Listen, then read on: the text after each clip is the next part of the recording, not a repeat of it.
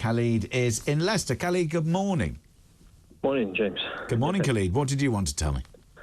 Yeah, first of all, we keep on using certain narratives and we're just pushing out to the public, trying to realistically brainwash the public. If you ask Ben Jamal, for example, of the Palestine Solidarity Campaign, when he was asked about from river to the sea, it doesn't mean cleanse the whole area. It doesn't mean take out everybody from the area who is non-Palestinian. Well, to quite a lot of people it does. From the rivers to the sea... No.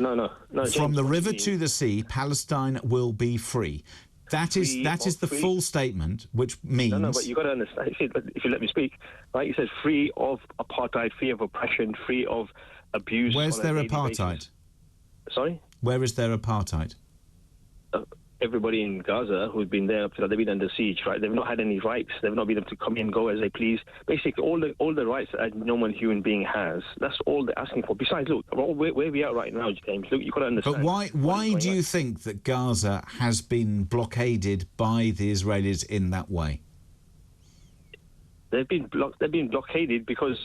Obviously, it's a total oppression. Isn't it? Obviously, no. Why do you think that is, Khalid?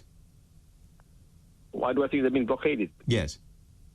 They've been blockaded because of simple oppression. No. It's not so simple as that. Because clearly you haven't done your homework. It's been blockaded because Hamas is in charge. Hamas does not recognise Israel. If you are not recognised, and then... By the way, Hamas wishes to see the death of all Jewish people. So if you wish to see those things, and you cannot negotiate with those two, with that group, because they want to see your destruction and they don't recognise you, then that's the beginning and that's the end. No wonder you're going to be blockaded.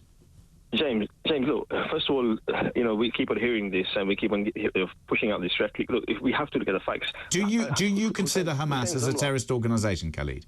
Hussein Zamlot has spoken. Hussein Zamlot, the Palestinian ambassador to the UK, has spoken to Hamas members, and all they are asking for. When I say all, I mean ideally what they're asking for is go back to the 1967 borders. Everybody should live. No, that's not what they're asking for, Khalid. So let's just start with this. First of all, is Hamas, in your mind, a terrorist organisation?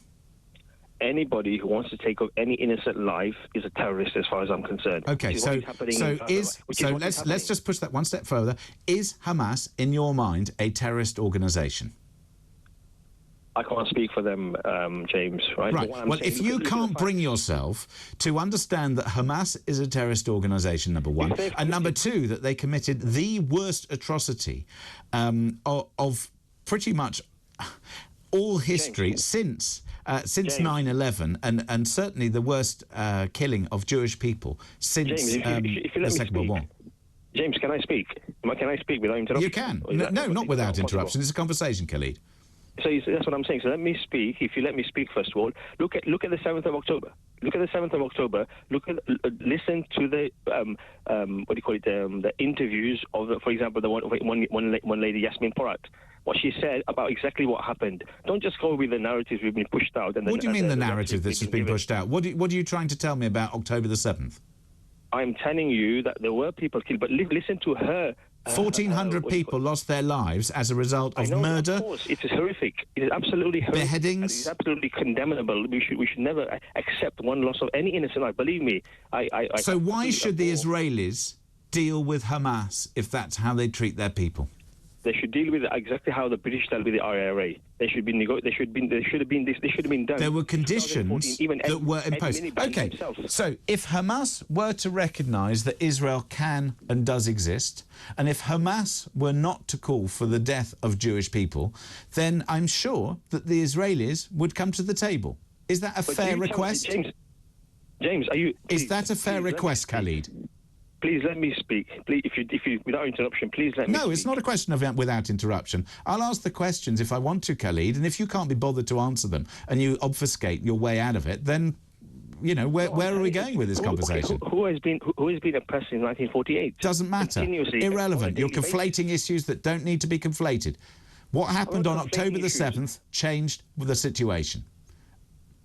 Of course, every innocent life is sacred, James. I'm not saying that anybody who takes any innocent life should be backed up. Of course not. We condemn them. They should be locked up and the keys should be thrown away. That's what I believe. Fine, and that's what Israel's doing. So why can't you support them? How can you support the Israeli Prime Minister, what did he say yesterday? Forget a long time ago. Yesterday, what did he say? He said this, and he used a biblical reference. You know how this is basic. Look, he said he quoted Deuteronomy chapter 20, verse 16. Yeah, fine. And he said he did. He said Hamas is a terrorist organisation. Why shouldn't he? So you're saying that every child has been killed in Gaza, I'm sorry, but we know that every time there is a war, every time there is a conflict, sadly, very sadly... This is genocide. This is not a conflict, James. Wake up. Seriously, wake up. You're not looking at the facts. I am looking at the facts, Khalid. I'm afraid you can't even bring yourself... You cannot even bring yourself, Khalid, to admit that Hamas is a terrorist organisation. And if it's a terrorist organisation, why the heck should Israel even bother to consider speaking to them? Everyone who's taken any innocent life is a terrorist. Anyone who's taken any innocent life. So let's. You wanted me to look at the history. So since 2005, Israel has listened to the international community and not done what it wanted to do, which is to go into Gaza to rid itself of Hamas. They didn't do it. They didn't do it. They didn't do it. Hamas took money that was given for international aid to look after the Palestinian people. They took that money, they turned it into arms and weapons and tunnels, and they then kept a barrage of attacking Israel on a daily basis. The Iron Dome kept them at bay, fine. Then on October the 7th, Hamas broke the border, went into Israel and killed 1,400 plus Jewish people, the worst genocide for since the Second World War of Jewish people, land or anything else. Israel is a sovereign nation, like it or not.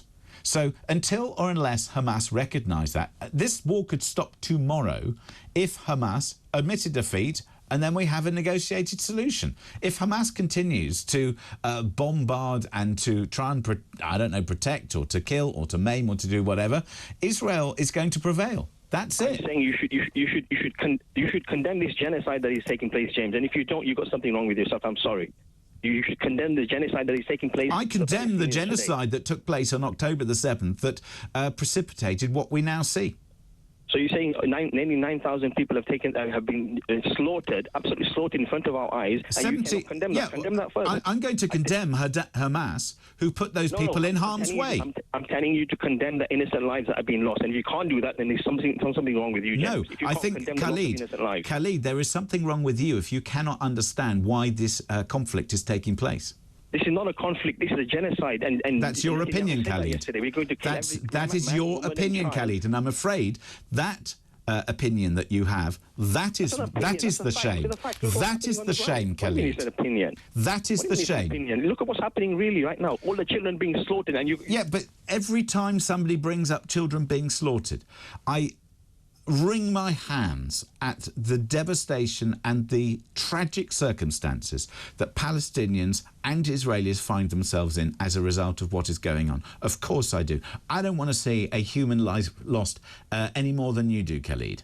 However, if you are not prepared to understand the situation as to why Israel is acting, then that is the problem, Khalid. You yourself, that is crocodile tears, James. Crocodile tears for the... No, they're not. Don't tell me what's crocodile tears or not, Khalid. Of course, you don't care. If you cared for any innocent life, if you were equal about any innocent life, you'd be tears for... Khalid, I go back to, why did this start? This started because of what happened on October the 7th. This didn't start on October 7th. This started in 1948. This has been ongoing for decades. Yeah, but I'm afraid that's because you're conflating. If you want to go back in history, Khalid, and look back, and I think the problem here is that you and others do not understand the offensiveness of that phrase. Do not understand why so many people in this country are so furious at what is taking place now, and that the lack of support for Israel by British people is an abomination, Khalid. How can you say lack of support for a country who's massacring thousands of people? They're not. People on a daily basis. It is a war of attrition because, Khalid, if you cannot recognise Hamas as a terrorist organisation and what they have done and why they have precipitated this whole situation and exacerbated it, and, for example, wanted to derail the negotiations that were going on between Israel and other Arab countries, finally to perhaps bring peace to the area, if that is your view, then I'm afraid you live a very, very sad existence. Even Hamas was created by Israel to oppose Yasser Arafat. They're the ones, and they've got people on the inside. You can look at all the facts. But as soon as you say look at all the facts, Khalid, and you're trying to tell me to think differently, think again, because I'm not going to, because I've thought about this an awful lot. And and if you dare tell me that these are crocodile tears over innocent people losing their lives, you better think again, Khalid, because I'm sick and tired of hearing this nonsense from people like you who are trying to justify what Hamas have done and what they continue to do, putting their people in harm's way, causing the death and destruction, and the refusal to accept that a country exists. If you are going to take that view, then this is never going to be over. Hamas is a terrorist organisation. Good, finally we get there. Thank you, Khalid.